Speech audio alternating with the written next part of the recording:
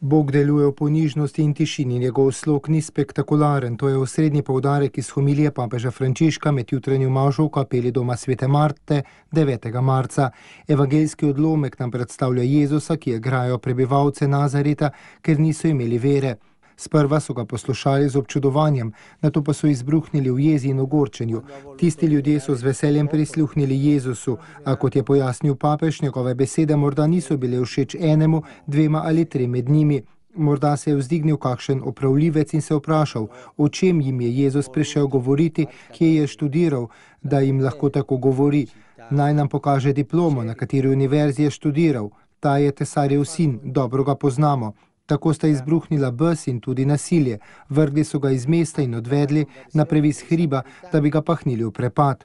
Berilo pa govori o Naamanu, aramskemu vojskovodji, ki je bil gobav. Prerok Elizej mu je naročil, naj se 7-krat okopa v Jordanu, da bo ozdravel. Tudi on se je razburil, saj je imel v mislih kakšno večje dejanje, a nato je poslušal nasvet služabnikov, storil, kar mu je naročil prerok, in gobe so izginile. Tako prebivalci Nazareta kot Naan, je pripomnil papež, so želeli spektakel, a dobri Bog ne naredi spektakla.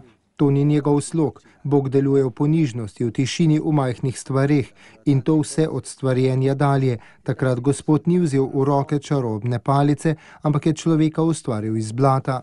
Ta njegov slog vidimo skozi celotno zgodovino zveličenja. Ko je želel osvoboditi svoje ljudstvo, ga je osvobodil preko vere in zaupanja nekega moža Mojzesa.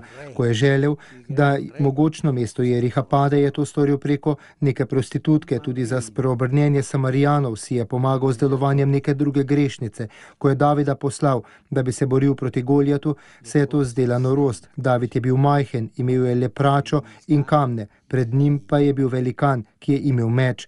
Ko je 3 modrim dejal, da se je rodil kralj, velik kralj, so ti našli otroka v jaslih. Preproste stvari, ponižnost Boga, to je Božji slog, nikoli spektakel.